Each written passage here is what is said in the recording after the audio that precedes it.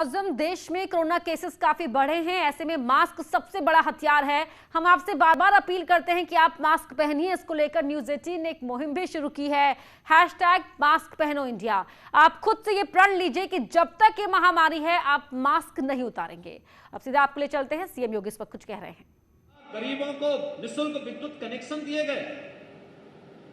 ये जो आंकड़े हैं, आजादी के बाद इतने लोगों को शुल्क लेकर के नहीं मिला था जितना कि पिछले 4 वर्ष के दौरान भारत सरकार के सहयोग से उत्तर प्रदेश सरकार ने निःशुल्क विद्युत कनेक्शन, विद्युतीकरण के कार्य को संपन्न किया है। इतना इससे पहले कभी नहीं हुआ।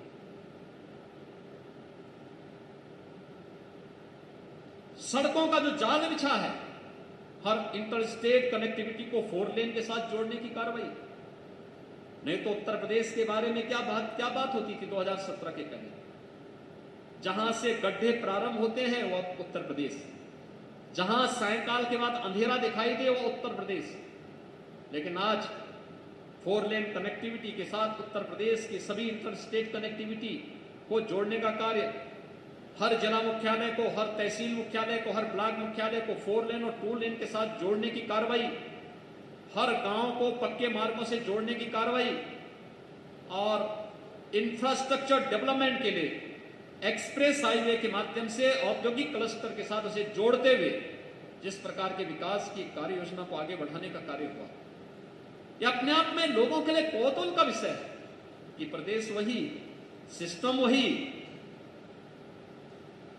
पैसा कहां से आया, कहां जाता था यह पैसा, कानून व्यवस्था की स्थिति, सिस्टम तो वही है, सब कुछ वही है। सरकार में कुछ चेहरे बदले हैं, लेकिन उन चेहरों ने कुछ बदलाव करके दिखा दिया और वो बदलाव किस रूप में है कि आज उत्तर प्रदेश की कानून व्यवस्था का लोहा पूरा देश मानता है और इस बात को पहचानता कि हां, उत्तर प्रदेश की स्थिति एक बेहतरीन कानून व्यवस्था के कानून का राज के रूप में है। और उसका देखते ही देखते निवेश की जो झड़ी लगी है, यानी हमारी टीम के सदस्यों को भी नहीं मालूम था कि इतना निवेश आ सकता है। मुझे याद है जब पहले इन्वेस्टर समिट की चर्चा हुई थी, मैंने महाना जी से कहा, मैंने कहा महाना जी कुछ इन्वेस्टमेंट की भी कुछ अब बात हो। उन्होंने कहा नहीं, हम तैयारी कर रहे हैं, लेकिन मैंने कहा लेकिन क्या? उन्होंने कहा 20,000 करोड़ रुपए का निवेश कराएंगे। मैंने कहा 20,000 उत्तर प्रदेश के लिए, हमारी आबादी कितनी है? उन्होंने कहा अभी माहौल नहीं है, हम कुछ रोड शो करते हैं, एक रोड शो में अगर आप चलेंगे तो और अच्छा होगा। ये लोग गए और 3-4 जगह गए तो 20,000 करोड़ तो खैर लेके आए। और जब एक बार मुंबई में हम लोग गए तो 2.5 लाख करोड़ रुपए का केवल वहीं से आ गया था निवेश। और भाइयों बहनों, उत्तर प्रदेश जिस भी उद्योगपति से हम बोलते थे और कहते थे साहब आज हम उत्तर प्रदेश में आना चाहते हैं, लेकिन हमने 10 साल पहले संकल्प लिया था, 5 साल पहले संकल्प लिया था उत्तर प्रदेश में कभी नहीं जाएंगे। आज हम जाना चाहते हैं क्योंकि आज वहां पे निवेश अनुकूल वातावरण है, विभाग सहयोग कर रहा है, सरकार सहयोग करने को तैयार है, सकारात्मक वातावरण है, सुरक्षा का एक बेहतरीन वातावरण है। हम लोग प्रदेश में करेंगे। और भाइयों बहनों, केवल निवेश ही तक सीमित नहीं हुआ, ये लगभग 3 लाख करोड़ रुपए से अधिक का निजी निवेश मात्र निवेश नहीं है, इसके पीछे 1.5 करोड़ नौजवानों को नौकरी और रोजगार भी दिया गया है। 1.5 करोड़ नौजवान और रोजगार आज अपनी ऊर्जा अगर उत्तर प्रदेश के अंदर लगा रहा है। और दुनिया देश के अंदर अगर बेरोजगारी के रेट को अगर आप देखेंगे तो उत्तर प्रदेश सबसे बड़ी आबादी का राज्य होने के बावजूद बेरोजगारी के रेट में सबसे नीचे है। तो उसके पीछे निवेश उसका मुख्य कारण है। और एमएसएमई सेक्टर में जो कार्य हुए हैं उसके परिणाम स्वरूप जो लोगों को स्वतः रोजगार वहां उपलब्ध हुआ है, ये भी उसके पीछे कारण है। इन मुद्दों पर अगर हम चर्चा करके आगे बढ़ाने का कार्य करें, 4 लाख से अधिक सरकारी नौकरी लगी, कोई व्यक्ति नहीं कह सकता, कोई भाई भतीजावाद नहीं, कोई परिवारवाद नहीं, कोई जातिवाद नहीं, कोई क्षेत्रवाद नहीं, कोई भाषावाद नहीं, कोई किसी प्रकार का वाद नहीं। योग्यता के आधार पर हर व्यक्ति को हर गांव से कम 1, 2, 3, 4, 5, 10 बागपत के एक गांव का बड़ा गांव था। जब लोकसभा चुनाव के पहले मैं वहां गया था, 27 नौजवान वहां एक साथ यूपी पुलिस में भर्ती हुए थे। ये चीजें दिखाती हैं सरकार की व्यवस्था पूरी पारदर्शी है।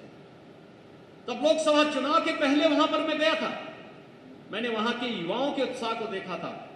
लोगों ने कहा लोकसभा चुनाव में क्या होगा, मैंने कहा ये युवा है, ये लोकसभा चुनाव के परिणाम को उतारा है और भारतीय जनता पार्टी लोकसभा की बागपत की सीट अवश्य जीतेगी, कोई संदेह इसमें नहीं होना चाहिए। और भाइयों बहनों, वहां के युवाओं ने वही करके दिखाया। कौन सा ऐसा फील्ड है जिसमें कार्य नहीं हुआ? कृषि के क्षेत्र में प्रोक्योरमेंट का रहा हो, या फिर किसानों को मिलने वाली सुविधा का लाभ,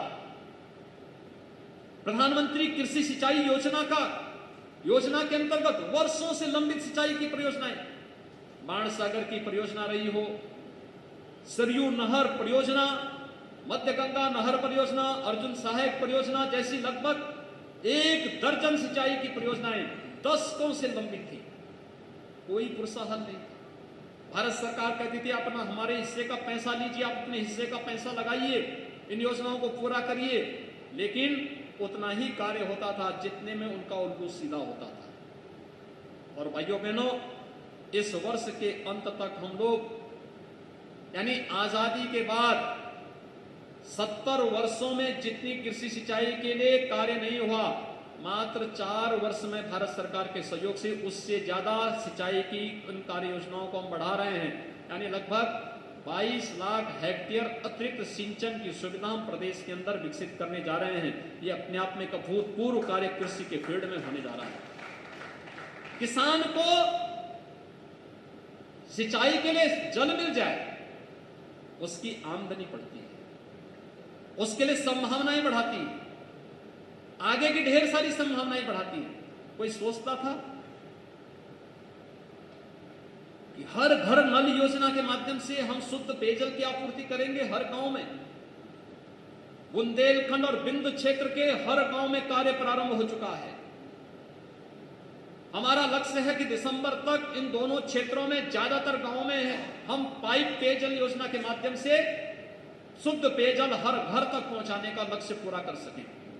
लेकिन साथ साथ दिसंबर तक लक्ष्य तय किया है कि इसके अतिरिक्त 50,000 और राजस्व गांवों में पेयजल की स्कीम को बना करके लागू करके उस पर कार्य प्रारंभ कर देना है। 50,000 गांव में। कोई सोचता था?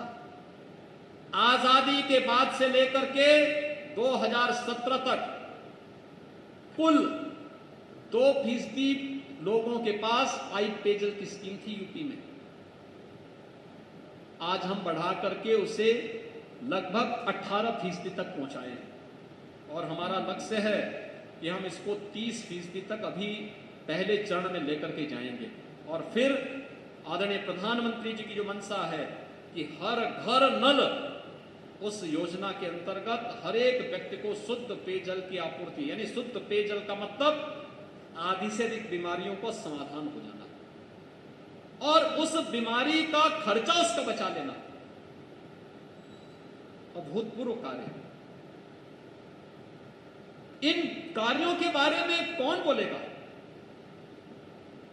हर योजना आपकी एक ब्रांडिंग होनी चाहिए, हर योजना आपके माध्यम से जानी चाहिए और हर योजना के बारे में बताया जाना चाहिए। एमएसपी का लाभ, लागत का 1.5 गुना दाम किसान को पहली बार मिला है। एमएसपी हम मानते हैं 1967 में घोषित हुई थी, लेकिन किसान को मिलता क्या था? एमएसपी घोषित करने से एमएसपी नहीं मिल जाती। जब आप प्रोक्योर करेंगे और फिर किसान को डीबीटी के माध्यम से पैसा देंगे तो उसका लाभ मिलेगा। ये कार्रवाई 2017 के बाद से प्रारंभ हुई और गन्ना किसानों के लिए 1,40,000 करोड़ रुपए का गन्ना मूल्य का अब तक भुगतान हुआ है। और भाइयों बहनों, किसानों से संबंधित, गन्ना किसानों से संबंधित जितने भी उनके मामले थे, एक एक करके उसका समाधान करते हुए, एक समय था जब प्रदेश के अंदर चीनी मिलें बंद हो जाएंगी, आज हुई तब बंद हुई, इस प्रकार की चर्चा चलती थी। आज चीनी मिलें बंद नहीं होंगी, बल्कि चीनी मिलें नए सिरे से, नई टेक्नोलॉजी के साथ नई तकनीक के साथ, इथेनॉल प्लांट के साथ अब आती हुई दिखाई दे रही हैं और लोगों में एक नया विश्वास उसके माध्यम से जगा है। प्रदेश का किसान एक नई दिशा में आगे बढ़ा है।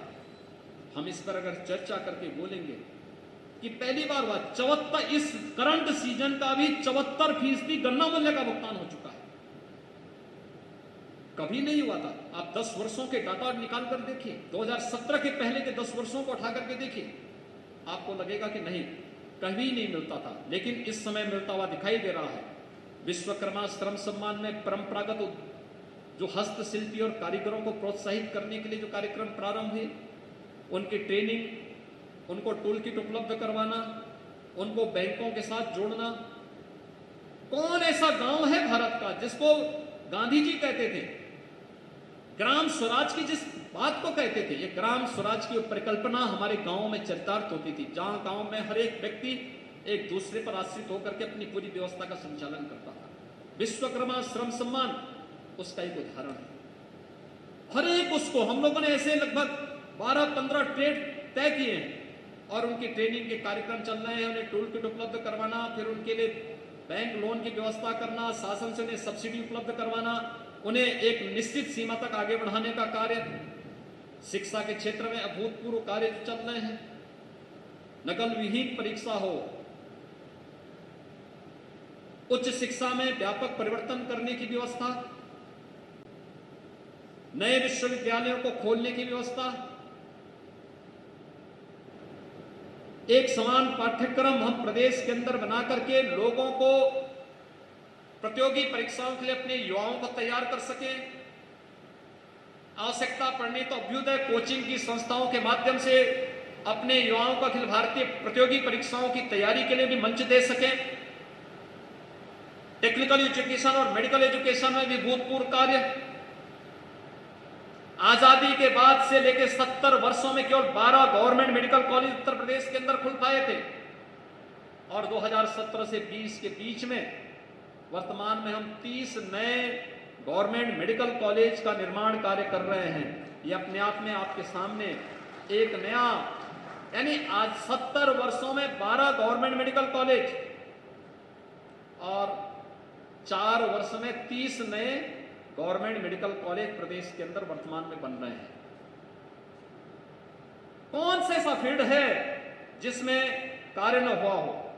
और उसी में भारत की आस्था, जिस आस्था के प्रति हम लोगों का सड़कों से लेकर के निरंतर संघर्ष चलता था।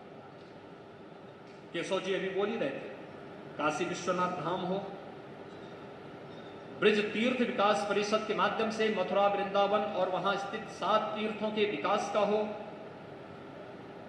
मां विंध्यवासिनी धाम के विकास का हो, या चित्रकूट धाम का, नेमिष या सुख तीर्थ के विकास का हो, या शाकंभरी देवी मंदिर के आसपास के क्षेत्र के विकास का, या फिर अयोध्या में राम जन्मभूमि मंदिर से संबंधित विवाद का सफलतापूर्वक पटाक्षेप होने के बाद भव्य मंदिर के निर्माण के कार्यक्रम को और एक नई अयोध्या के रूप में देश और दुनिया के सामने अपनी पुरातन और रामायण कालीन परंपरा के साथ आधुनिकता के भरपूर नई अयोध्या के रूप में उस रोड मैप को आगे बढ़ाने का कार्य राज्य सरकार निरंतर केंद्र सरकार के मार्गदर्शन में इन कार्यक्रमों को आगे बढ़ाने का कार्य कर रही है।